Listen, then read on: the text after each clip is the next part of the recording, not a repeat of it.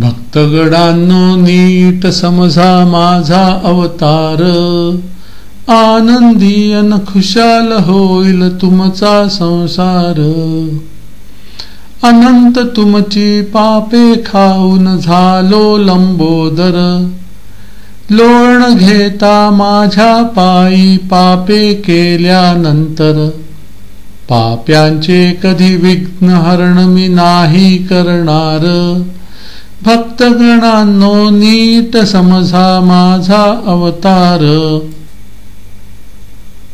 दुष्कीर्तीचे तुमचे डंके ऐकू येण्यासाठी, गजकर्ण घेतले विशाल मागून मी हो माझ्यासाठी।